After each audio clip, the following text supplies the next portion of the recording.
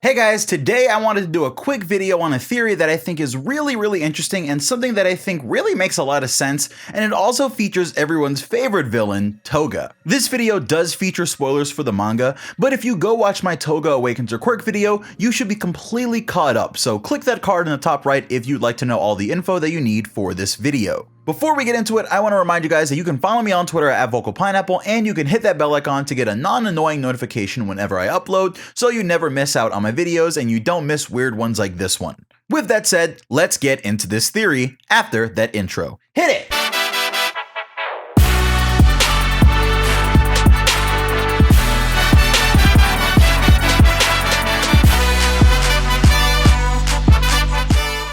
Okay, so you've seen me do a couple videos theorizing on characters that might be related in this series before. That's not something that's new to the channel, and you can check out my Monoma and Deku videos where I go through the theories that both of these kids are All for One's children, but casting those fairly unlikely theories aside, I think we've landed on something here that's actually pretty interesting, and it involves two characters that have actually never met, Monoma and Toga. You see, there's seemingly no connection between these two, and neither has ever talked about the other. But let's really think about it real quick. If you take the two of these and put them in a room and start to compare and contrast them, there's actually a lot of things that link them. Toga and Monoma are both blondes living in Japan, and often this is something that's notable because in media, the trope is that natural blonde hair isn't something that you see often in Japan. Usually you'll find that blonde residents in anime either have a wig, they've dyed their hair, or they have a foreign parent, which was also part of the reason that a lot of people speculated that All Might has an American parent. The point is, the trope of blonde-haired characters in a Japanese school is meant to imply that their heritage is somewhat foreign, and this is even the case with the pony girl in Class 1B, who is literally from America and has blonde hair if I remember correctly. So here we have these two blonde kids that are always smiling, but that's a surface level similarity, sure. Like let's look at both of them individually. Toga is 17, so she's a little bit older than Monoma, and we know that thanks to the current League of Villains vs. Quirk Liberation Army arc, that she is the first daughter of the Toga family. Now, we haven't really seen much of Toga's early life, but from what we've seen, her parents have a really nose-up, I'm better than you mentality. Curious says that the family is actually fairly prestigious, so that implies that they're rich, and that tells you everything you need to know about their behavior because once again, we know the tropes about how rich parents act in anime. They pushed her to be a normal girl, they did her hair for her, and they pretty much tried to control everything about who she was. Because Toga stabbed her crush on the day of middle school graduation, she brought extreme shame to her family and their name, but thanks to Curious and the flashbacks we've been getting, we know that her name isn't actually Himiko. That's just an alias that she uses. We know this because her name was blacked out during the news recordings, and that's to hide her true name for some reason, which was extremely suspicious to me because Himiko Toga being her name is fine. It didn't need to be a fake name because she kept her family name Toga, so it's not like she was trying to hide who she was. It's more like she rejected the name her parents had given her and decided that she was Himiko from now on, which fits in line with Toga basically adopting new identities.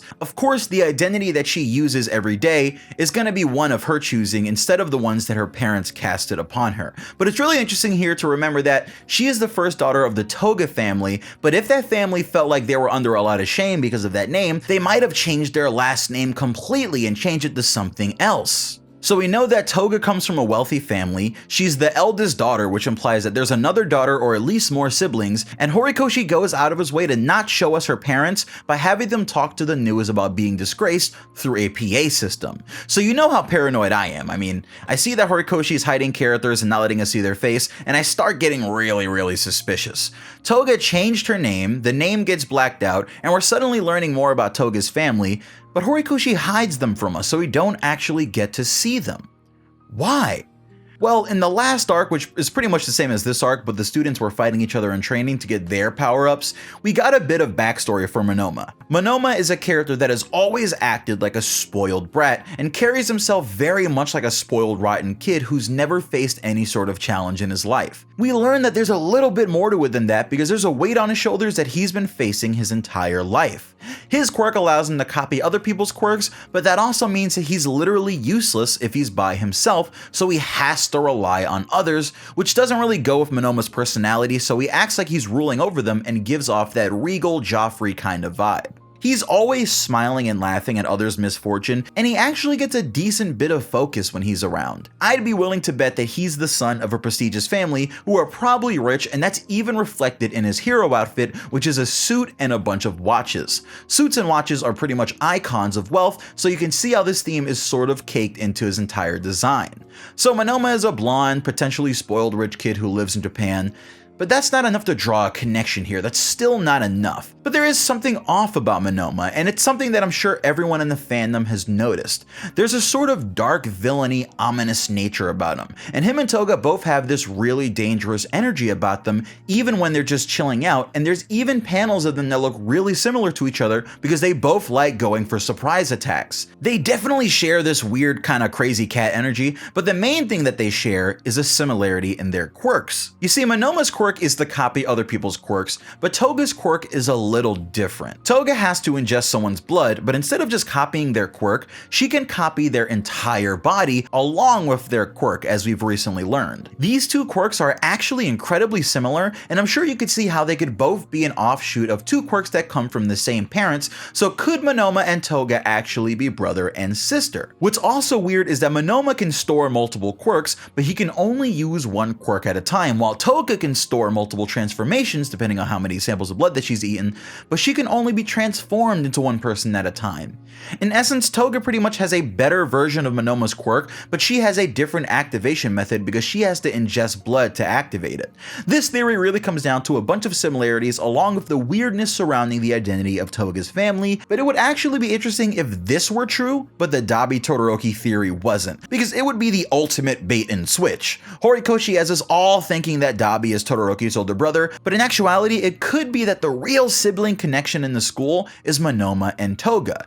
It could also be that both are true, and this is something that's just kind of mirrored between class 1A and 1B, where both classes have a student that has a sibling that went on to be a villain. Monoma having a more likable than him villain sister would be pretty funny if you think about it, and it actually might provide some seriously interesting interactions between the two characters if they ever meet. Normally, Monoma is disgusted by people who he sees as lower than him, and who would he see as lower than his sister with her grotesque quirk and her villainous nature? If it's true, what will he think when he learns about what happens during the current arc with the League versus the Liberation Army? Having Monoma have a sister that he's absolutely ashamed of and disgusted by along with his rich snobby family, but that we all like more than Monoma, is actually really funny, and it sounds like just the thing that Horikoshi would do, and it would also make that little bit of Monoma development that we got from the last arc feel that much more meaningful. At the end of the day, it may seem like things line up, but it's also likely the case that these two aren't in fact related, and it's just that they have these similarities because some people are just similar to other people, and sometimes when you're writing a story, you make similarities between characters without realizing it. Monoma's hero name is the Phantom Thief,